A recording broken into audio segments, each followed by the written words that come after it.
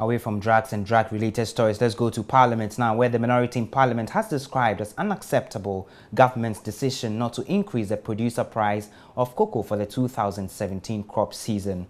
Addressing a news conference in Parliament, the ranking member on Finance, Kaisel Atuforsen, said reasons assigned for the non-payment, especially the drop in the world market price of the commodity, is unfounded as provisions have been made in the Stabilization Fund to take care of such situations.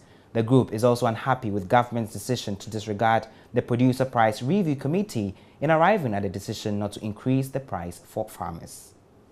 The issue on the Stabilization Fund is important to clarify. The Stabilization Fund is not the same as the Petroleum Revenue Management Act Stabilization Fund.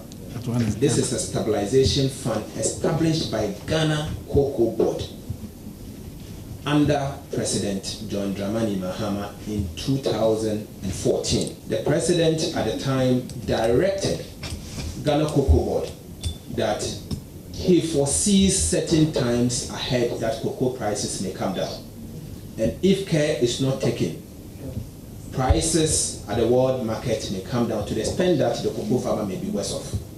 In doing so, it is important for us to save as a country for bad days ahead. Like any household, we save for the future.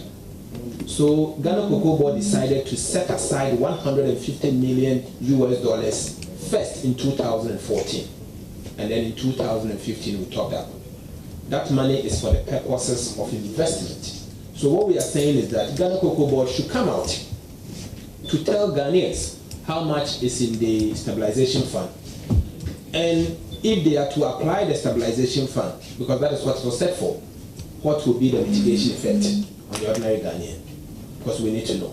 And I can assure you, the next cocoa price producer price review committee, when they come out and announce the cocoa price, we will screen the lines line by line and make sure that Ghanaians are getting the right price. We will monitor it. We will make sure what they've said is right and the Ghanaian farmer is not cheated.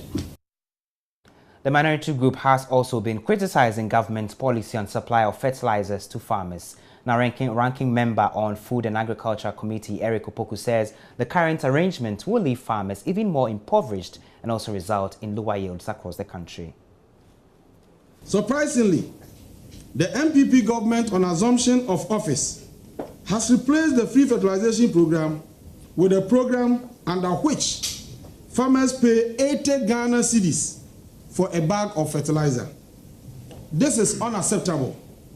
We cannot sit aloof for the government to cheat our cocoa farmers.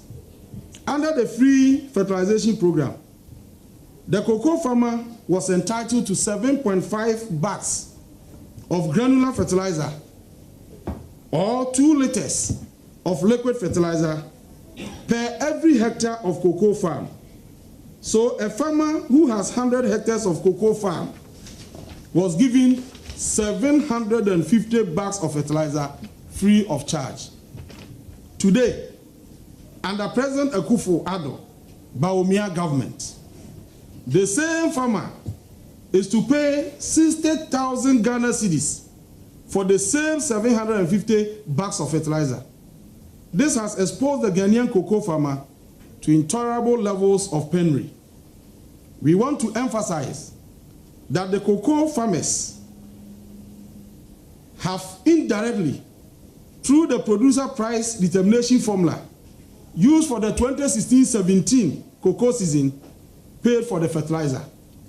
Selling the same fertilizer to the same farmer is a broad day robbery.